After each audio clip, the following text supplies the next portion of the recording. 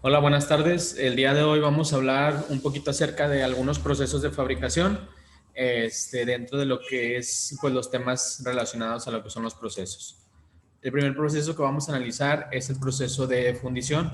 Vamos a ver cuál es su concepto. Nos dice que se denomina fundición al proceso de fabricación de piezas comúnmente metálicas, pero también de plástico, consistente en fundir un material e introducirlo en una cavidad, vaciado, moldeado.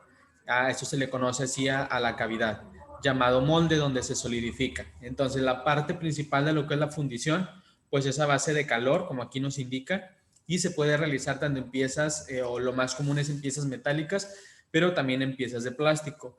Y pues como vemos aquí en la imagen, la idea principal es dentro de un molde o contar con un molde. A partir de ahí se vacía lo que es el material fundido o el material ya en estado líquido, para después pasar a un proceso de solidificación mediante pues diferentes alternativas. Pueden ser algunas mediante aire, algunas pueden ser a temperatura ambiente, otras pueden ser con algún líquido para que se pueda solidificar o demás. Y esa es la idea o el concepto principal de lo que es la fundición.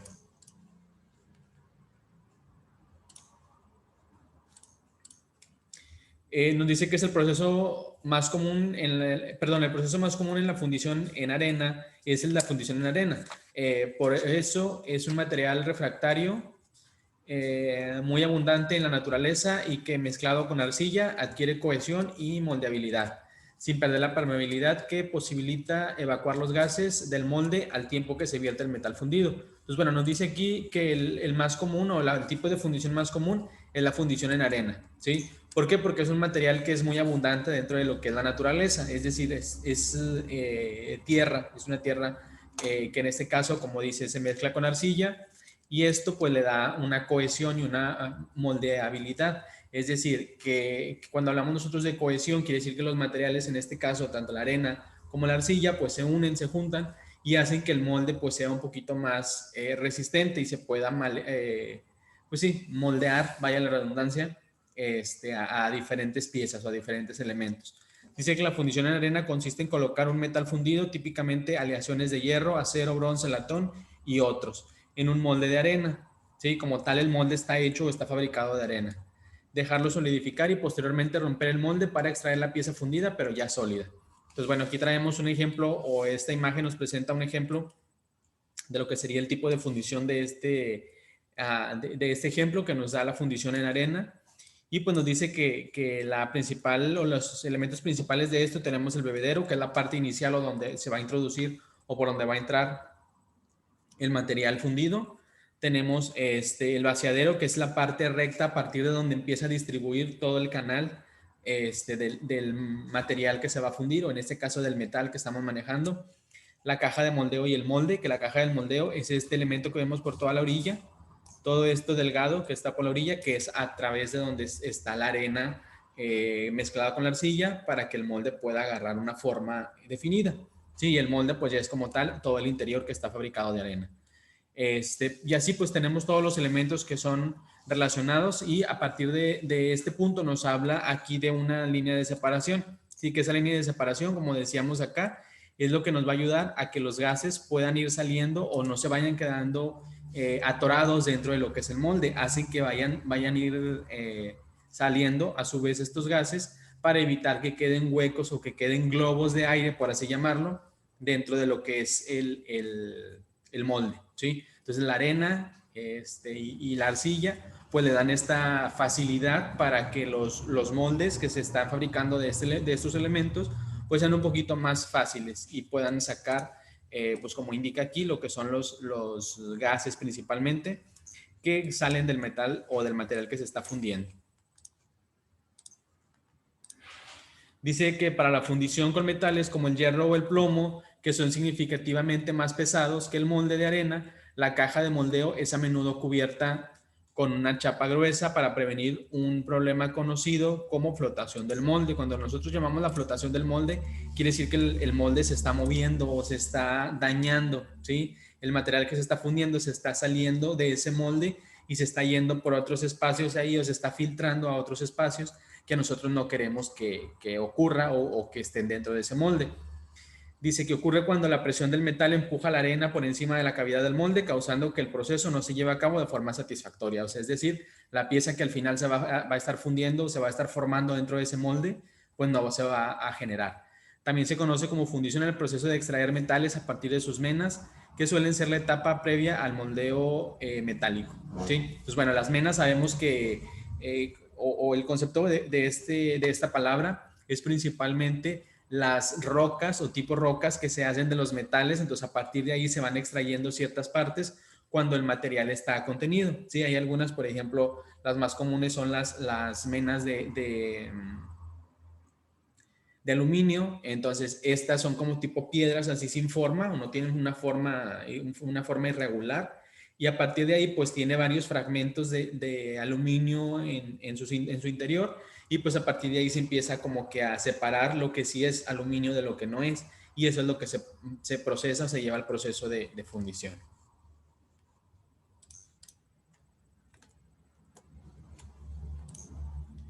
Ahora pasamos al concepto o al proceso de lo que es la laminación. Nos dice su concepto que también se le conoce como laminado y en algunos otros lugares también se les conoce como rolado. Dice que el proceso, se le conoce así al proceso industrial por medio del cual se reduce el espesor de una lámina de metal o de materiales semejantes con la aplicación de presión mediante el uso de distintos procesos, como la laminación de anillos o laminado de perfiles.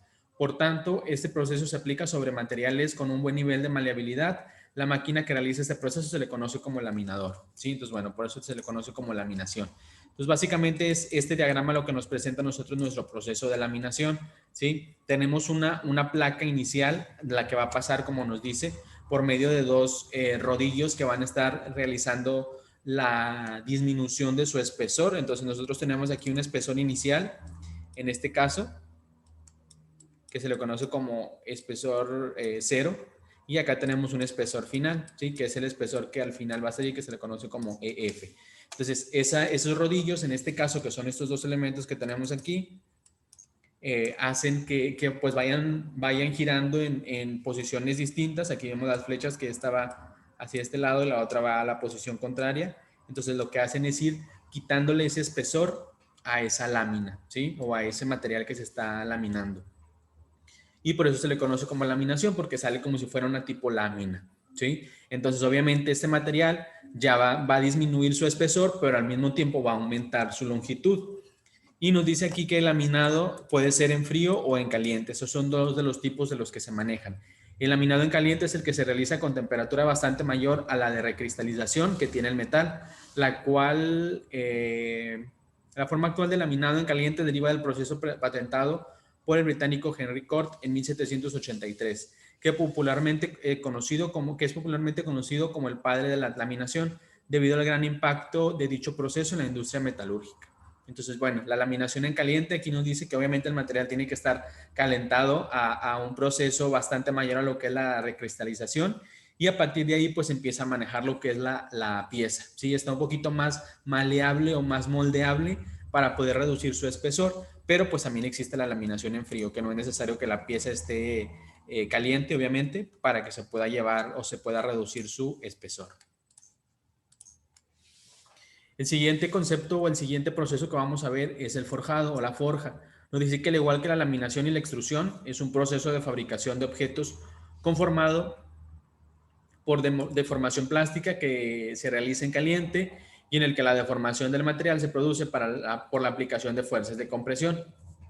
Los principales tipos de forja que manejamos o que se manejan es la forja libre, la forja con estampa, el recalcado y el forjado isotérmico.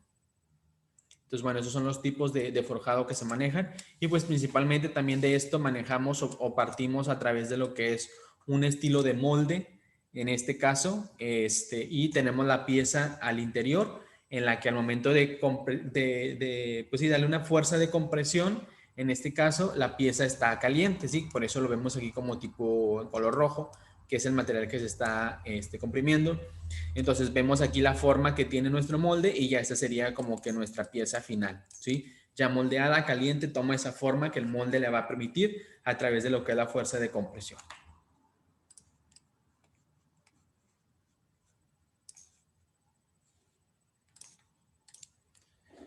Aquí explicamos cada uno de los 4 tipos de forja que existen. El primero, que es la forja libre, nos dice que es el tipo de forja industrial más antiguo, o sea, el que se empezó a usar desde hace mucho. Se utiliza para fabricar piezas únicas o pequeños lotes de piezas, donde normalmente estas son de gran tamaño. Además, este tipo de forja sirve como preparación de las preformas a utilizar en forjas por estampa. Es decir, la forja libre da paso o da ayuda a que se pueda generar la forja con estampa.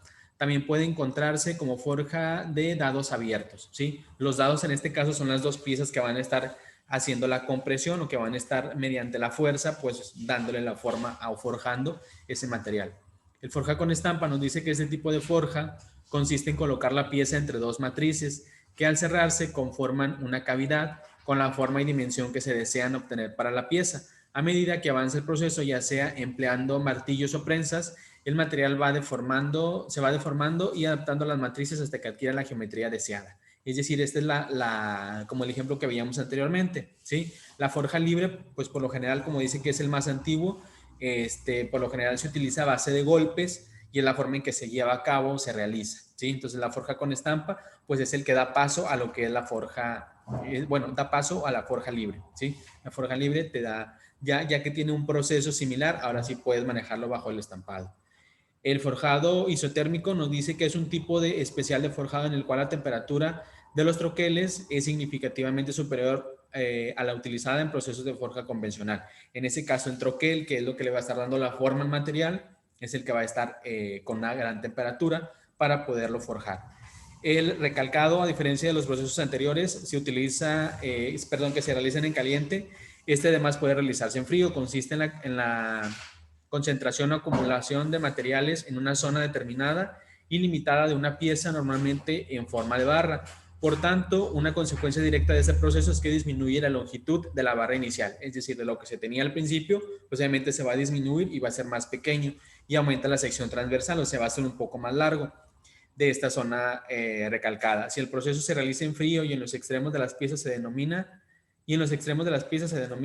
encabezado en frío, ¿sí? Entonces, bueno, como dice aquí el que recalcado se realiza pues por lo general en frío o es una de las actividades o de los puntos importantes y lo que hace pues es distribuir más su longitud y pues a base de ese se realiza lo que es el forjador de recalcado.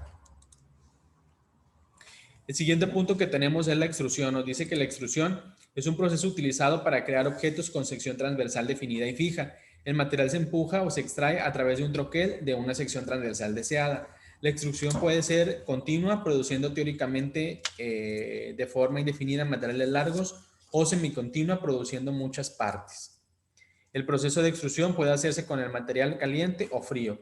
Los materiales comúnmente extruidos incluyen metales, polímeros, cerámicos, hormigón y productos que se usan para construir, ¿sí? Entonces, bueno, aquí nos presenta uno de los diagramas y nos dice que la principal o el objetivo principal de la extrusión es hacer una extrusión continua, puede ser que sea un mismo material con una misma forma o semicontinua que vaya produciendo muchas partes o muchas zonas que se van distribuyendo, como en este caso, ¿sí? Vemos que son varias partes las que se van haciendo, pero pues al momento de llegar forman una unión, ¿sí? Todas las piezas van quedando o van conectando unas con otras.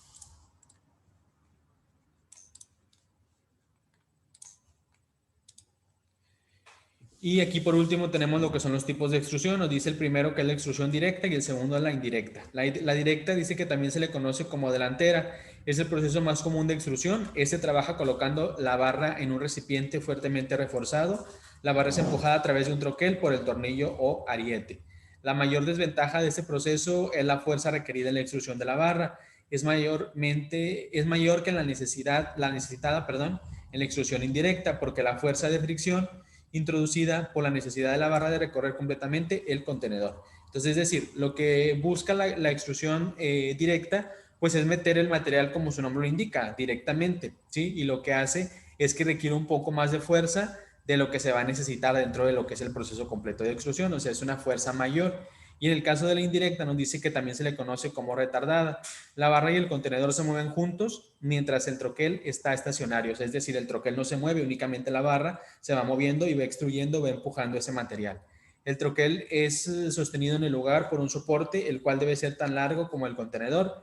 La longitud máxima de extrusión está dada por la fuerza de la columna del soporte, y al moverse la barra con el contenedor, la fricción es eliminada, es decir, van quitando esos huecos que pudieran quedar entre las partes inferior y superior, ¿sí? Entonces, en las partes de arriba o la parte de abajo, ahí es donde va eliminando esa fricción, y pues va a evitar o va